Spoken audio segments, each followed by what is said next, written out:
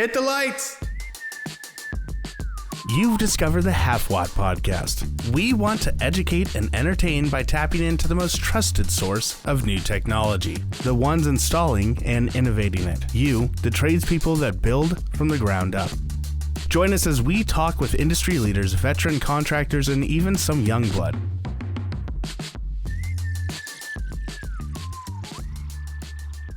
Well, hello and welcome aboard. I'm Mike Brooks, and I thank you for listening to the Halfwatt podcast. Today I want to talk about troubleshooting.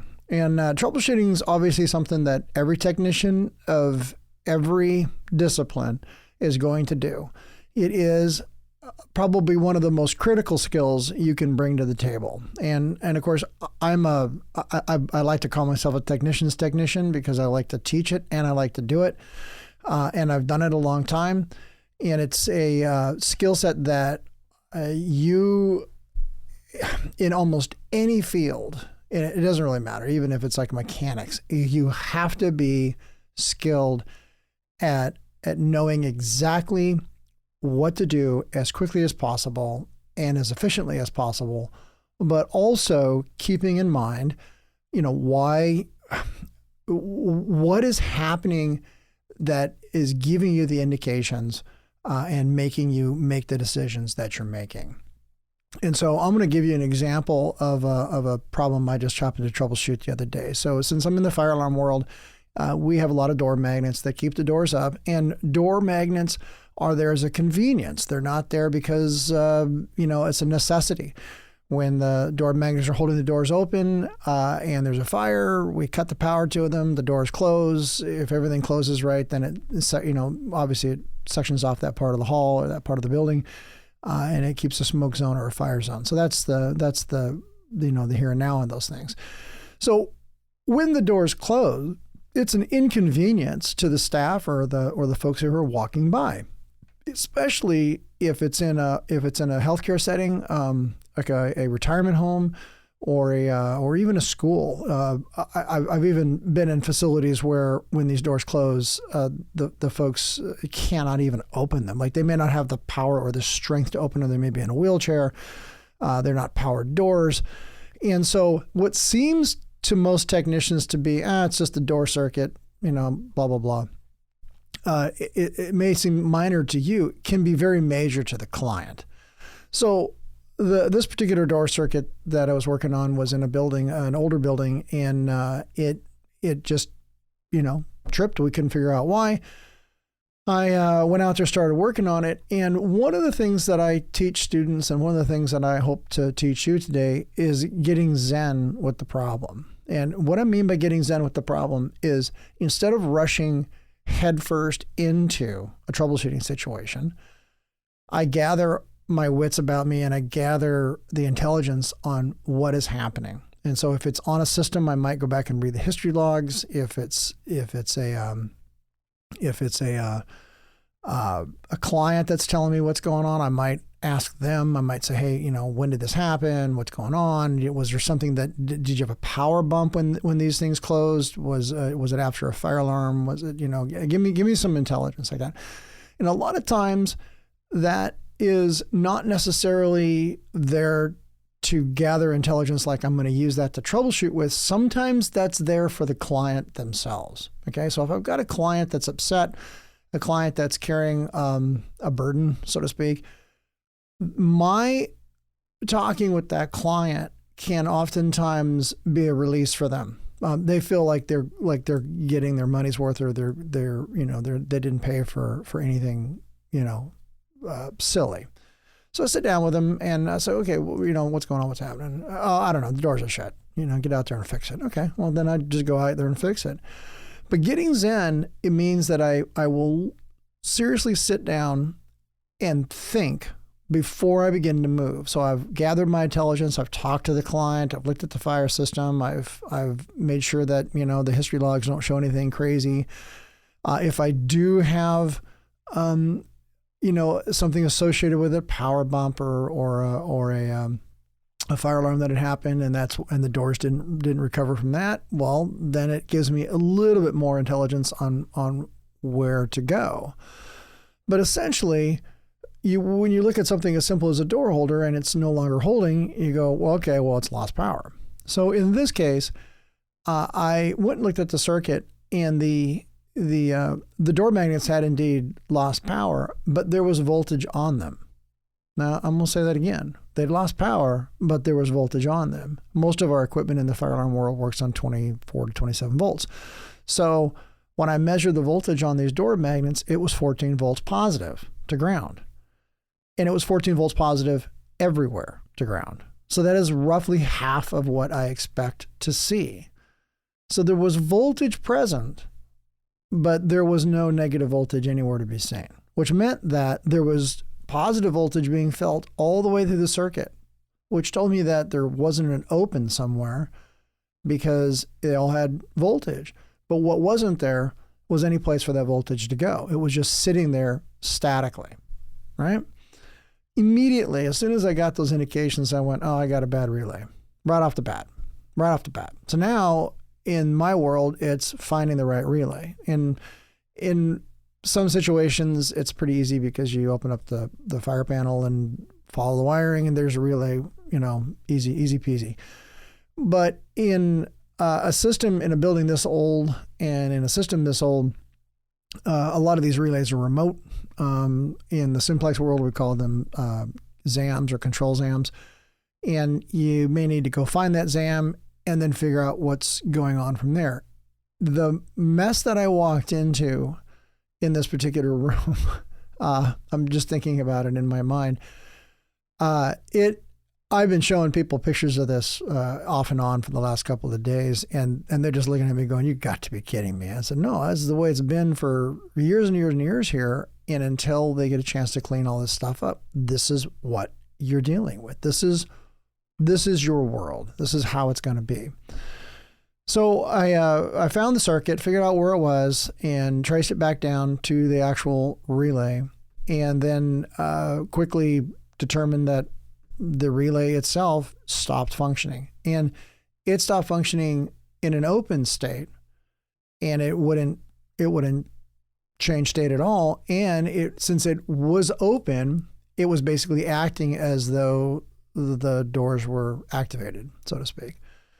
So I just pulled the wires off, wire netted them together, and went out and make sure that everything looked the same. And we had magnet power, which was pretty easy to do. And then in this particular case, the relay had two relays on it. So I could just shift the wiring over to the second set of contacts and move on with my life and get the system back up and running.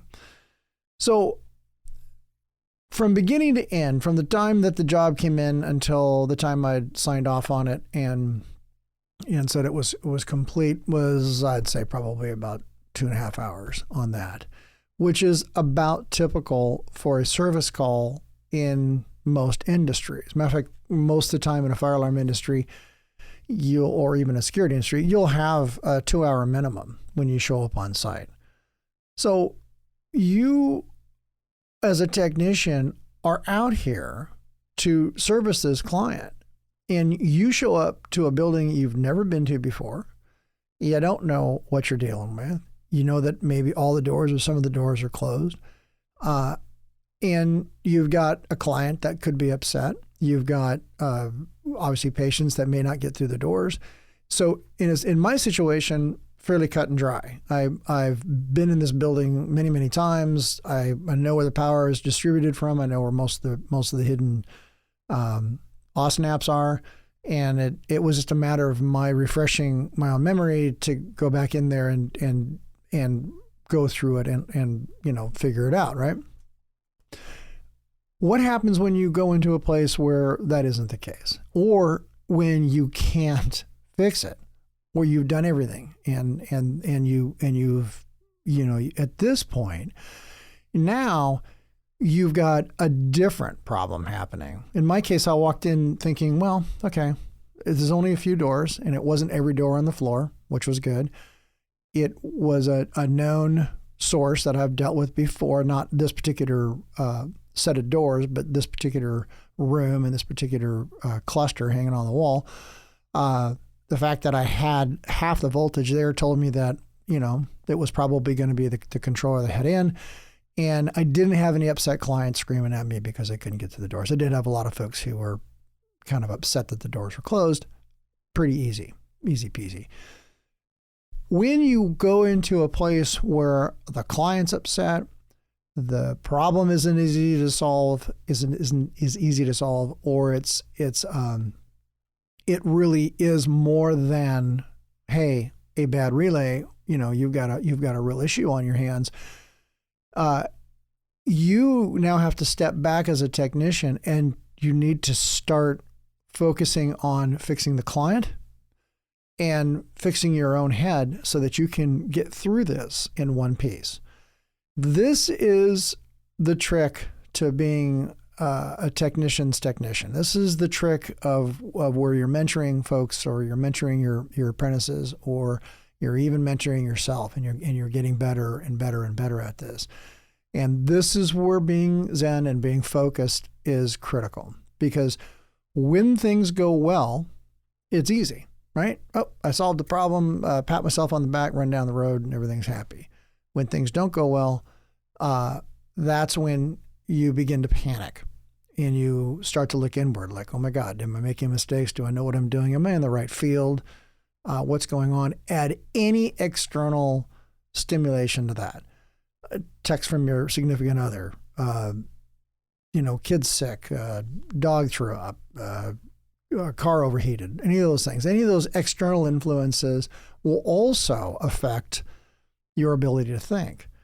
And so I've kind of developed a couple of techniques that I would like to share with you that I think it might help you. Now, I use an Apple iPhone, and I have the AirPods. And the AirPods that I have are the AirPod Pros, so I can actually put them in and do sound deadening, right? Sound deadening headphones. And oftentimes I'll put those in and not even play any music. I'll just have them in my ears just to shut off the sound of everything that's going on in a given area so that I can have some clarity of thought. Well, when people see you with these things on, they're thinking that you're listening to whatever, Motley Crue, but you're not. You could just have them in your ears just to give you the presence of mind to be able to focus. That's critical. So clearing your mind of whatever else is going on. If your significant other is texting you, you may have to put your phone on airplane mode for 15 minutes and focus. Or if you've got a client that's upset, you may have to stop what you're doing and focus on the client and get them happy. You may even have a couple of doors that you put door holder, we call them CHODs, combustible hole open devices. That came from one of the state fire marshals in Oregon.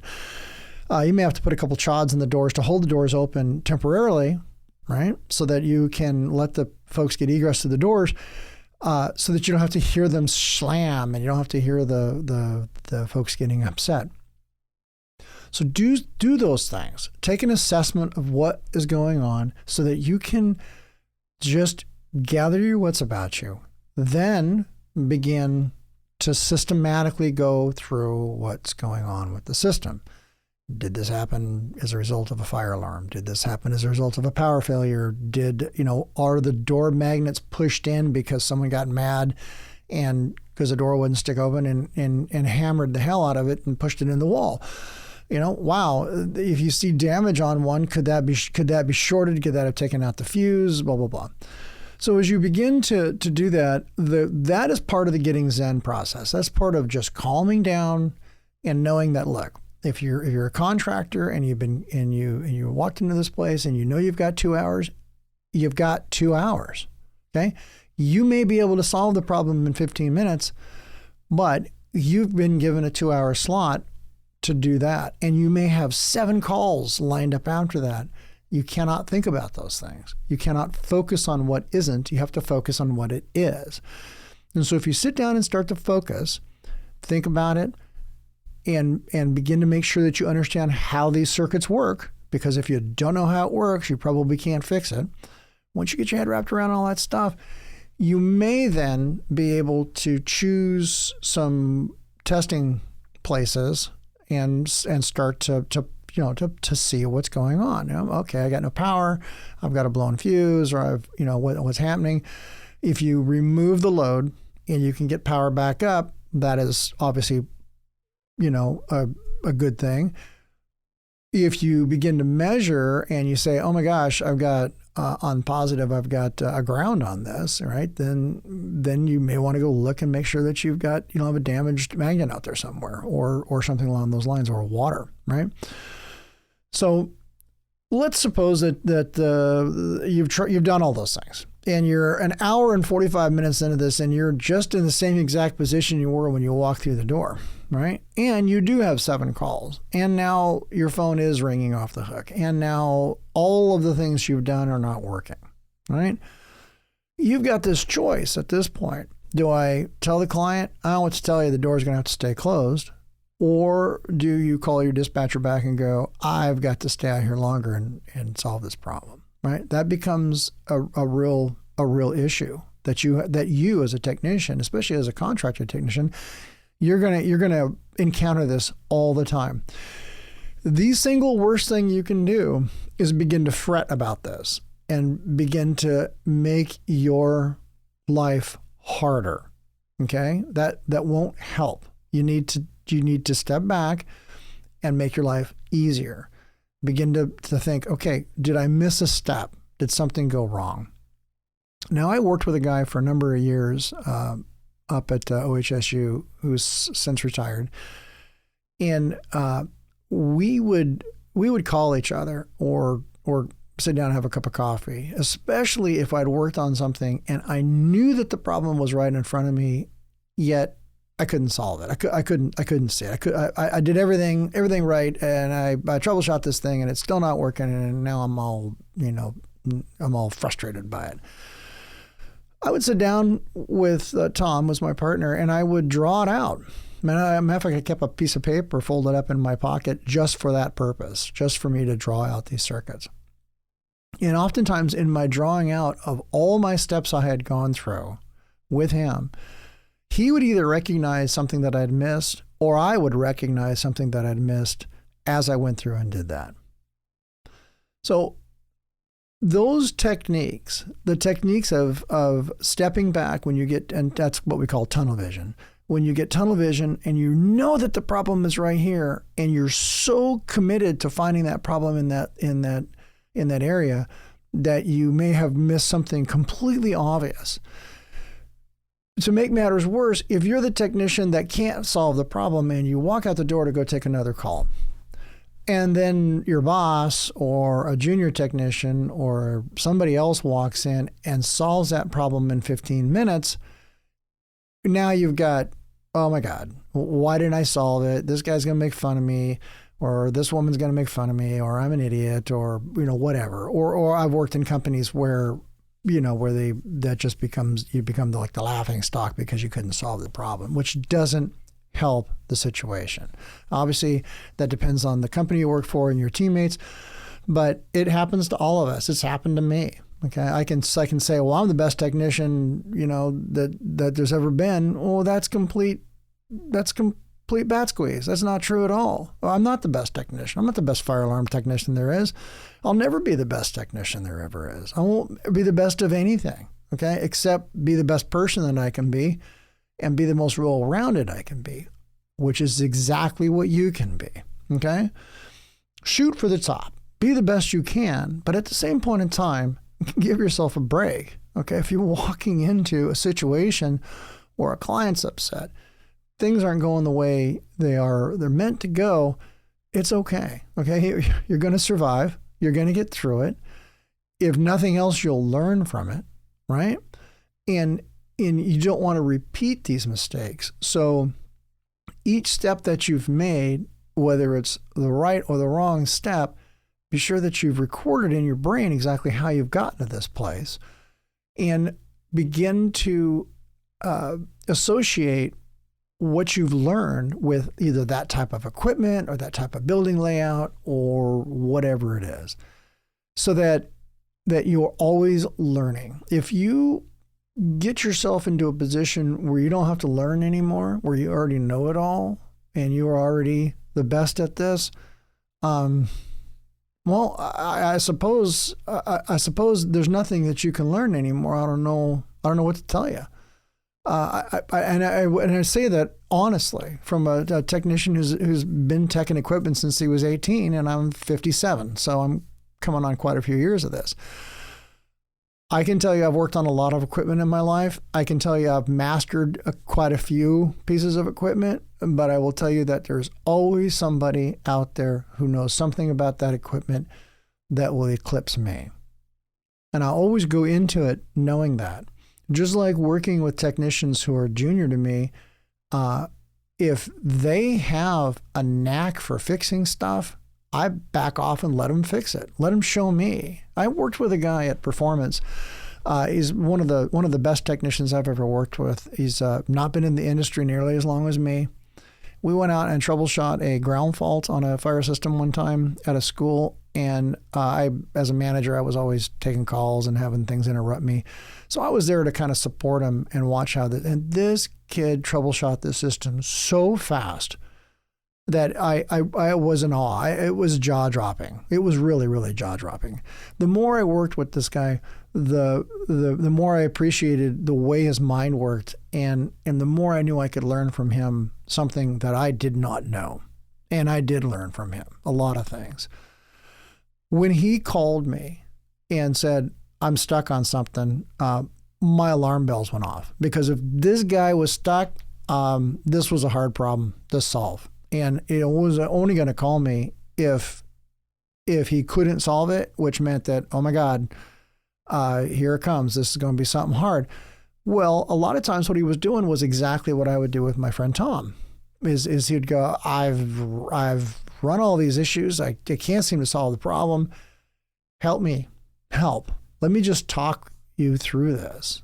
And that's what we would do. And I wound up being kind of a sounding board for him. We weren't 100% successful all the time, but we certainly were more successful than we weren't. I would often watch this guy do more service calls in a day than I probably could, okay, and be successful at it. So humility, understanding what people are bringing to the table, all these things come into play as a technician. And the one thing that shouldn't come into play is pride and arrogance. And those are killers. Those are absolutely killers. I have met plenty of technicians who are super good, super proud, super duper folks, and they never make mistakes. And you know, you can move on with that for as far as you want to go, until they do, until they run into the problem that can't be solved. And then now they've taken a pretty hard hit. I'll put it to you that way. So ego plays a huge part of this. You need enough self-esteem and enough self-worth and enough technical prowess to move forward on things and to not vapor lock and go backwards. But having too much can obviously be detrimental, right? So everything has to be in balance. And Zen is that. I mean, being in balance with what's going on, being well-rounded, because it's not just fixing the equipment that is what you're doing here. You're fixing the equipment. You're fixing the customer. You're fixing maybe the folks in the building as well. You're also dealing with your dispatcher or your coordinator or the person who is handing you those jobs. And last but not least, your documentation of whatever you do has to be complete. And that is the entire cycle of fixing something. Gosh, I wish it was just, I went out and fixed it and now it's working as hunky-dory and there's no problems at all. That's not it. There's more to it than that. Documenting it is the final and probably most important step. If you don't document it, or you can't tell whomever it is that you got this problem solved and what it was and how you solved it, well, then that information resides with you, and that's as far as it goes. So Well, how does that help the fellow technician? How does that help the person that comes after you? What if it's your competition? What if you work for company ABC and they throw you to the curb and hire company, XYZ? And you're like, well, I don't want XYZ to know all my trade secrets that, company ABC learned. Well, yes and no. There's a time and a place for that. And I understand that for the managers and the business owners and the folks who are always looking for a return on investment, that may not be necessarily the right business acumen for guaranteed monetary success. I understand that. But as a technician, it absolutely is. It absolutely is. Leaving your business card in a fire panel or leaving notes, breadcrumbs, as I teach my students, on things that I found is hypercritical for the next person behind you, okay? A good technician, a good well-rounded technician on most systems will always document and leave something behind. If you show up to a problem and you tear it apart and you figure out what the issue was and you fix it and you don't document it or you don't leave any breadcrumbs for the next person after you, you may be doing a disservice to them and yourself. So consider leaving those notes. Now, I like to use light-colored electrical tape. I don't use black tape because it leaves a residue on stuff, and it's you can't write on it, stuff like that. If I use white tape or yellow tape or orange tape, I can write on them. I can write on with a ballpoint pen or a Sharpie, whatever it took. If I find, where this circuit isn't working correctly and I had a bad relay, then I should mark on that relay this thing's bad. Don't use the second set of contacts, or I had to change it out with a new one, right? And that documentation is somewhere. So that you're always leaving intelligence behind or with somebody, so that if this problem occurs again, right, a week later it trips out again, you figure out that, oh my gosh, I'm pulling too much current through this thing, or the power supply is folding back on itself, or maybe we've got another issue that's going on. Maybe when you open up this one door and you hit it against the magnet, it shorts it for a second, and that's what's causing the problem. If you're the same technician going back out to the site year after year or day after day or whatever it is, well, then that information resides in your head. I hope, right? I hope. If it doesn't, well, you're maybe not in the right field. So those basic steps I just gave you there, okay? Talking to your client, getting zen with what's going on, gathering all the intelligence, all the data that are out there for you to gather, leaving breadcrumbs behind for yourself or for others, taking pictures with your cell phone, right? None of us are carrying phones that don't have cameras. Well, there might be one or two of you. The rest of us are carrying smartphones. Use your camera. You open up a bucket of worms in an overhead, or some crazy system like I was dealing with the other day, take a picture of it. If nothing more than to show somebody, look at this mess, you could just take a picture of it so that you know exactly what wires go where. All right? Just something as simple as that can make a huge difference, especially if you do have a 2-hour minimum and you're up against the clock, and then you go to rewire something and you can't remember. Or you can't remember because you're stressed, or you're no longer zen. You're no longer comfortable with what you're doing. So all those little tips and tricks come into play, and if you begin to use them and you think about them, you relax in yourself and you relax in your skill sets. You wouldn't be here. You wouldn't be listening to this podcast if you didn't have some skill sets already. And you wouldn't be in this field if you didn't know how to troubleshoot. And you certainly wouldn't be out with the right tools doing the right job if this wasn't an interest to you. So you're already part of the way down this rabbit hole with me. You're in the same boat as I am, right? If you're a technician who just got out in the field a year ago and you're working with me, you bring things to the table that I don't know. Okay, you may have worked in a field that I'm not aware of, that I might find interesting. I don't know. Maybe you were a chef, right? And I love to eat. So there you go. What's going on with that? Talk to me about chefing. Talk to me about what you did. Those kind of things that make this job and this field relevant. Okay, so that little sidetrack off to the what I just talked about there is if you happen to be working with a person. But if you're just brand new in the industry and you've been thrown into a situation that is sort of over your head, okay, having the ability to reach out to a senior technician and asking them some questions, even if they're dumb questions, is really, really worth doing, okay?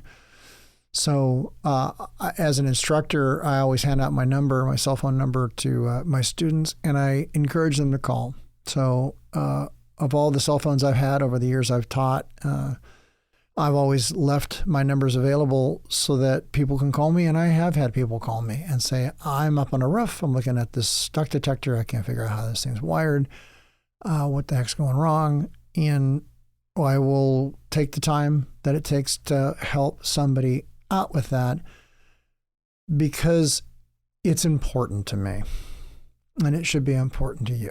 And if every technician considered doing that with their junior technicians and letting them know that I am perfectly comfortable taking a call from you, and I'm perfectly comfortable helping you, I'm perfectly comfortable helping you with this issue, then we will, as a group, advance much quicker and be more open.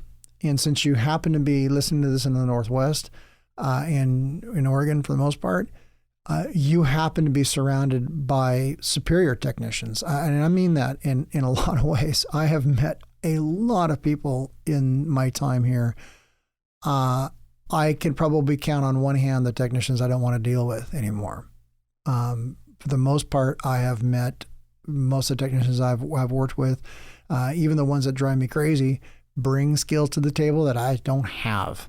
And when I need those skills, I will use them. And I will call you and ask you for help.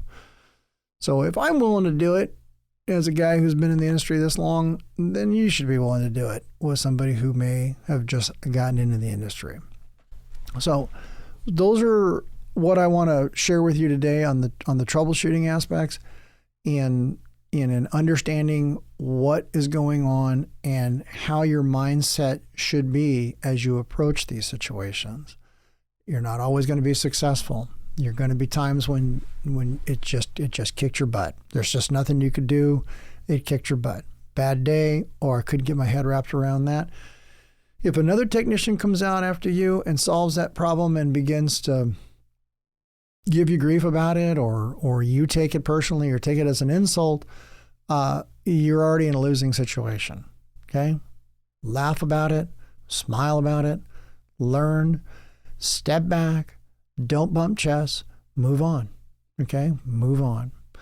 So with those few items that I just talked about, taking a picture, getting Zen, talking to the client, give your customer, if they got 2 hours and you solve the problem in 5 minutes, do something for 15, 20, or 30 minutes. Do something different, right?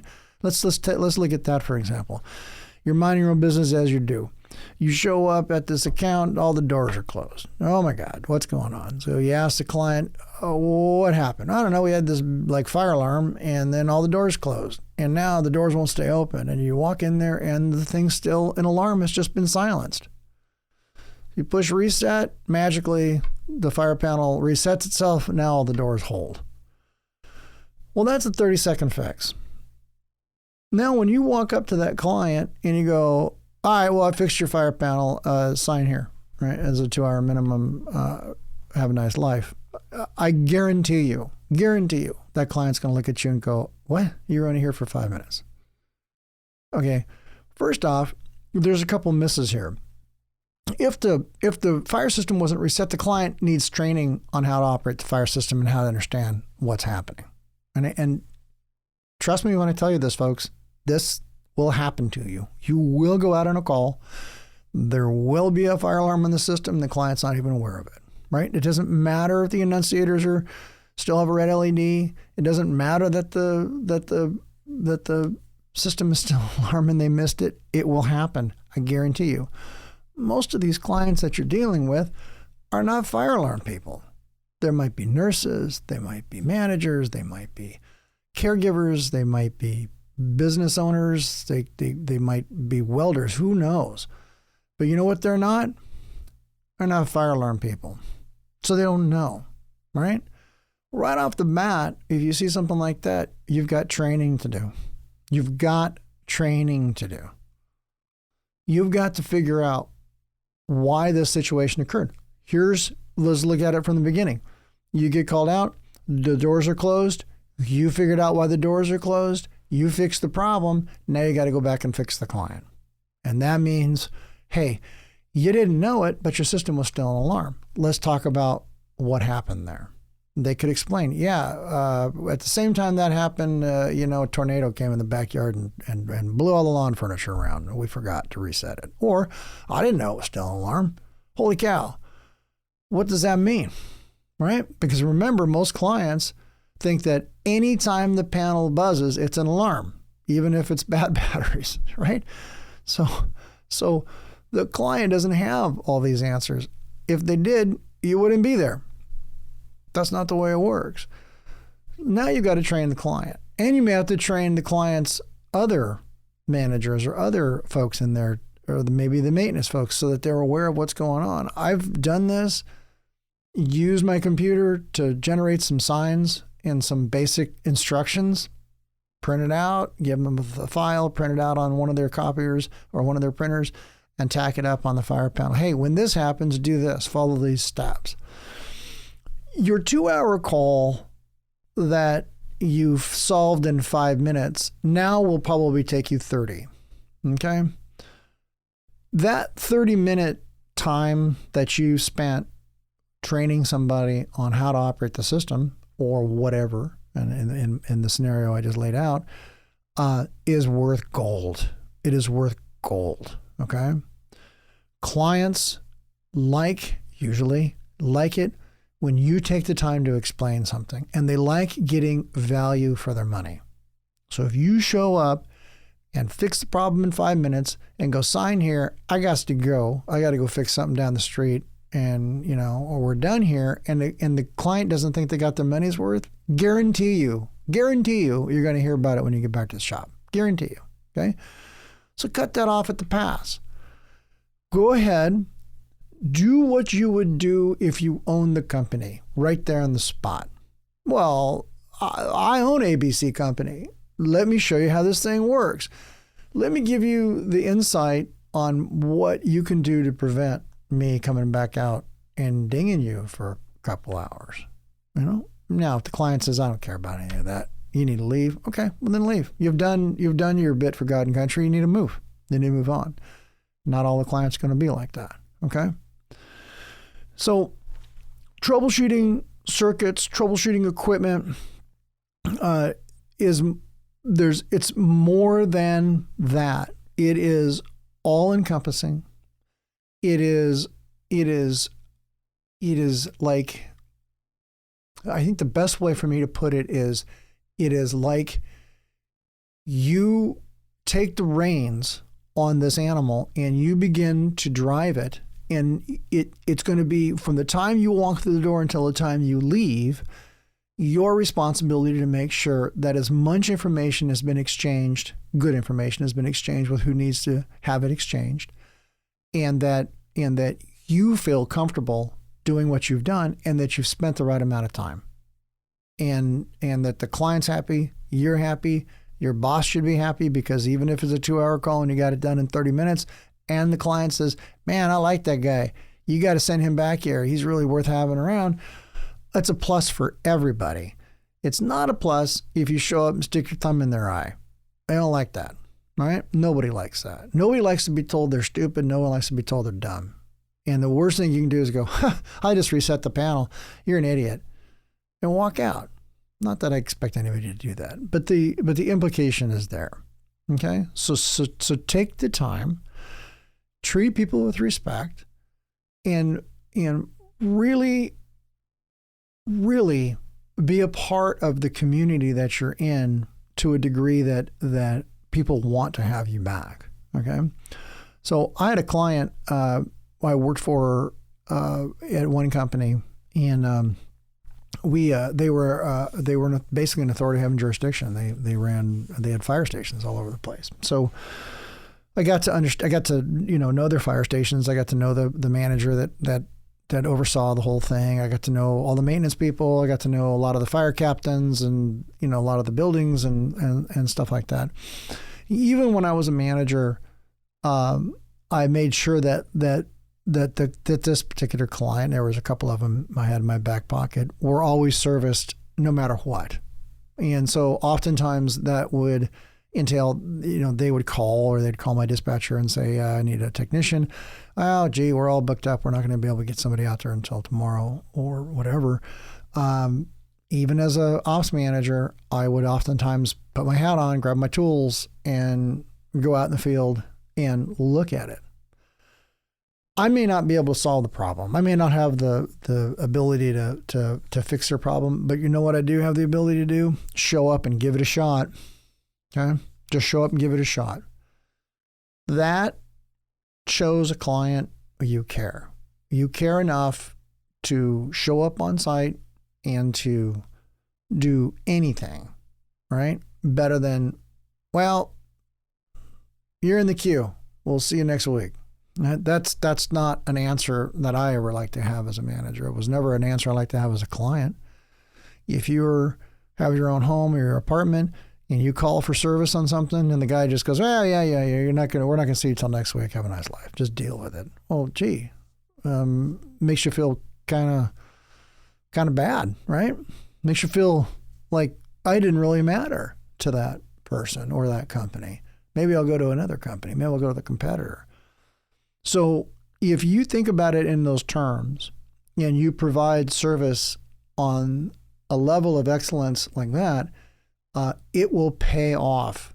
And it will pay off in, well, I'll put it to you this way. 2 or 3 of the clients that happened to be at one company either went to another company because I changed to a different company, or they happened to just choose that company, and then I became the manager there, and they expressed, oh my gosh, we're so glad that you're a part of being here. Okay, is that because I'm some sort of, super duper guy or something? No, not at all. But it is because I treated the client as I wanted to be treated, which is supposed to be what this is all about. It made a difference in their world, right? So everybody listening to this podcast has a choice to do that when you do your service calls. Everybody has that choice. If this is not a part of your makeup, if this is not a part of your personality, if this isn't really you, then that a customer-oriented technical job may be not the best choice for you. Okay, and I'm certainly not telling anybody to get out of it. What I'm telling you is that you need to think about how you do what you do, because this is what this industry is all about. Well, maybe you just want to be an installer. Maybe that's it. Maybe you just want to work on construction sites and screw stuff to the wall and bend pipe and pull wire and whatever it is. Guess who your client is there? Okay, it's either going to be the end user of the building, or it's going to be the company that hired you to do that work, or it's going to be the superintendent on that job. So it doesn't matter if you're screwing panels to the wall. There is going to be a customer that you're there to service. And it could be another contractor. It could be a construction guy. It could be a foreman. It could be whomever it is. That is your client. So like it or not, it's a part of what we do. It's a part of how you do what you do. So to be excellent takes some service skills. And when I worked for Simplex, there was a course that they taught called customer service skills. And matter of fact, I was so enamored with this course that I actually kept the wallet card still today. And I worked for them from 94 till 98. So I kept this card, and I even still remember some of the tricks I learned from it, and use them still today, because I thought, wow, especially coming from the military, where the military was probably one of the few places where I actually had a client. I mean, when I was doing what I did in the Navy, my client was everybody on that boat, one way or another.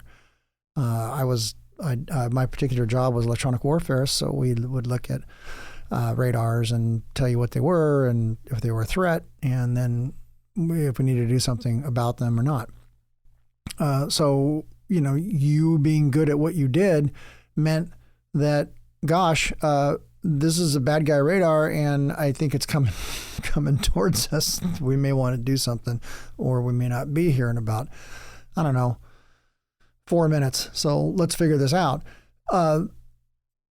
Even in a position like that, you had to sleep at some point. And so the kid you were on watch with, or the kid that took over the watch after you went to bed, needed to be as good at what they did as you were.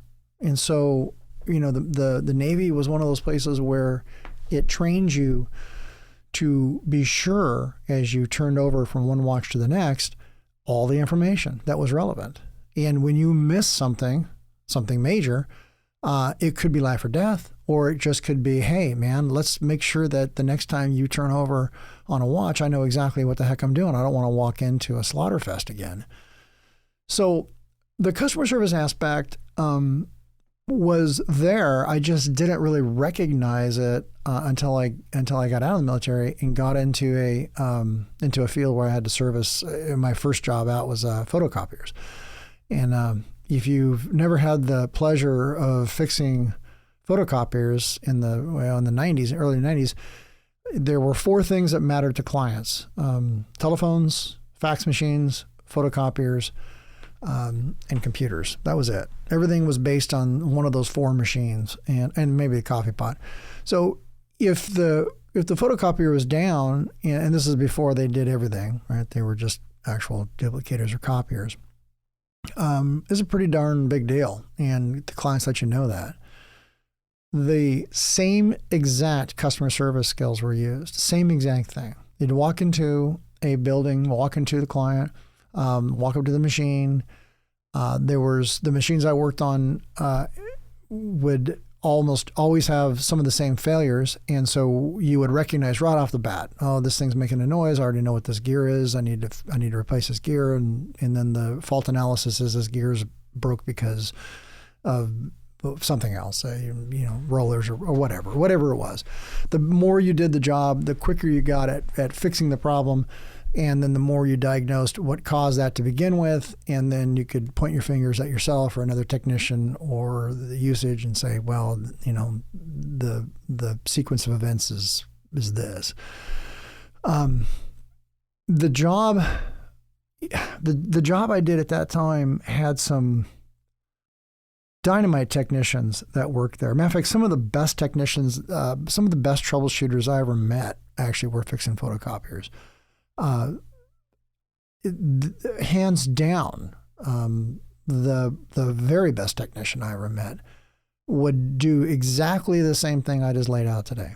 Exactly the same thing. I didn't really make the connection at the time. I was probably too nervous, and the job didn't pay extraordinarily well, so I was, we're always trying to figure out how to make more money. But he would walk in, and even if he knew what the problem was, he would talk to the client. That's the first thing he did. And his name was Brian. And he would come in, he'd sit down, talk to the client, have the client show him what was done, what the machine was doing, and then he would open it up, start going to work on it. Even though he knew the problem, he'd dink around in there and clean it up and do what he needed to do, look for other issues, fix the problem, fix the other issues, come back, have the client work the machine. And then if the client had a big job, he would run the job for the client. He would run the job. If the client was going to make 500 copies of something like that, and then let me do that for you because I know how to work the machine. He'd work the machine for him. Hand him the stack of papers, and then hand him the service ticket and skedaddle out the door. It was a thing of beauty to watch this guy work. It was a thing of beauty, and I picked up on some of that, but I didn't pick up on all of it until years later as a fire alarm person. Then it kind of all started to make sense. When I became a supervisor and a manager and started working with my own technicians, and then eventually became an instructor at one point, and is when I really went, oh my God, I mean, it's all the same. It's the same. No matter what crazy industry you're in, it is the same. Doesn't matter if you're a roofer, doesn't matter if you're a mechanic, car mechanic, doesn't matter. It doesn't matter if you're fixing garbage disposals, right? It's the same thing. We've all been and seen technicians who don't have that customer pizzazz or that finesse or that way of dealing with it. And I'm not saying that that's wrong. I'm not saying that well, you need to send those people packing. No, that's not what I'm saying at all. What I'm saying is that you work on you. Let them work on them. My observation of how folks interacted with other folks has been something that has been a part of my life for years and years and years. I can be super friendly, super nice, super everything. I can also be a super jerk. I can also be the biggest pain in the ass you've ever met. I can also be the complete opposite. It's up to me. It's up to me and how much coffee I've had generally. But if I know what I'm doing and I come at it with the right smile, the right attitude, and the right everything, I feel better about me. And ultimately, the only person at the end of the day who can look back at his day and go, did I do okay? Was I on track? Was I off track? Did I miss? Did I have some misses? Did I not? Where was I at in my head? Right? That's me. At the end of the day, the only person I can change is me. The only person you can change is you. As a manager, I did my very best to try to not really manage folks, but coach them. As a matter of fact, the more I managed, the more I hated it, and the more I liked coaching. Because in my world, the way I looked at it, if I coached you to do something, and I encouraged you and helped you not see your faults or see your issues, but to see a little bit of a different perspective or a better way of operating, and you picked up on what I was laying down, and you got better, or you did something differently, and you started to really, really, hit the right groove, that showed me that I was on the right path. You were on the right path. It made your evaluations look better. It made your dollar value higher to the customer or to the client, or I'm sorry, to the company. Ultimately, things got better and better, but where it fell down in my world was how those technicians could interface with other technicians or clients who are particularly awful, or jobs that were particularly awful, maybe taking over poorly installed systems and then having to deal with all the repercussions of that. There's always going to be some sort of detrimental thing. But one of the points I'm trying to make here is that I often told my upper managers, when they would point out metrics for a technician, how's a technician doing in his troubleshooting skills? Is he Is he hitting all the marks? Is he doing that? Like, if he's not, then we need to push all our technicians to think a certain way or to do a certain action. Oftentimes, I would push back and say, look, you let me coach the technicians the way they need to be coached. Don't worry about your metrics. Don't worry about all these other things. They will show themselves, right? Is the more I do what I do, and the more I let a technician do what they're supposed to do, and the more I help coach and train and figure out how they're navigating a very complicated world, it will reflect back by their metrics. Meaning, I can't look at a technician and say, well, you're not hitting the mark, get out. I have to figure out why they're not hitting the mark, coach them on that, let them hit the mark. And then the metrics will reflect that, but they won't reflect it in the time frame that oftentimes the upper management folks are looking for. They're looking for you to say, hey, this is the way I want it to be, and it's got to be this way next week. And you're going, this is not going to come out that way. That's just not the way it works. So that struggle that we oftentimes have as managers and supervisors interfacing with our technicians and then the folks who actually run the company and are doing the financials, it's two different worlds.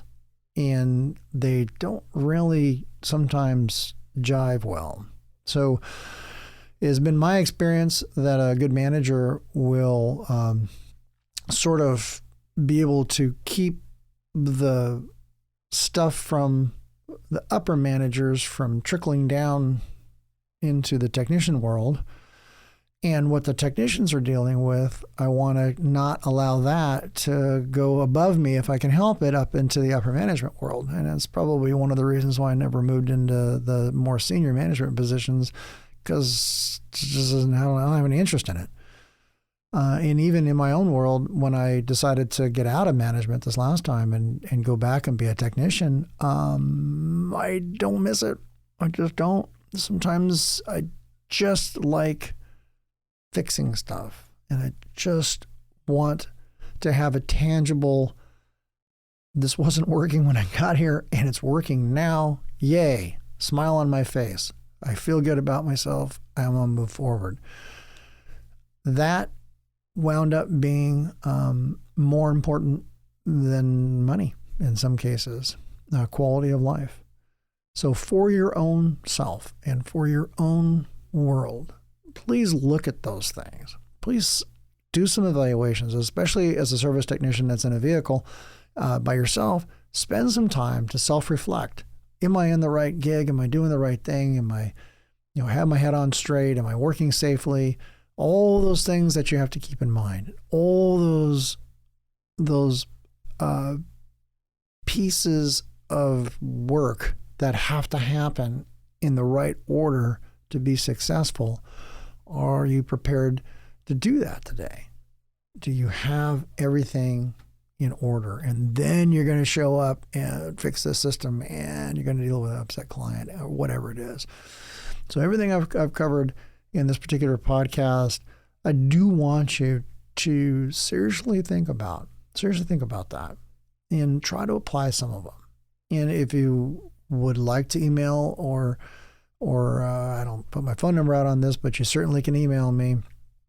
We have a great email that we'll put up on the podcast here that you can shoot emails back, and I'll be glad to answer them for you. But do know that how you do what you do is important, and how you do what you do in this industry and in any industry will always be important. Good technicians, good troubleshooters, good installers. It doesn't matter if you do Berg, access control, telecom, data, it doesn't matter. It doesn't matter what it is you're doing. We all have to do the same thing, and we all have to be able to operate effectively, and we have to do it where we feel inside like we're hitting it on the mark. Thanks for listening to the Halfwatt Podcast. We always want to hear from you, and we encourage you to email us at halfwattpod@gmail.com with questions or even your own stories. Funny, crazy, or praiseworthy, we want to hear it all. You can follow us on Instagram at Halfwattpod to stay up to date on our feed. And be sure to subscribe wherever you listen to podcasts. And share us with a friend, the best way to help us grow. The Halfwatt Podcast is a production of Now Hear This Studios.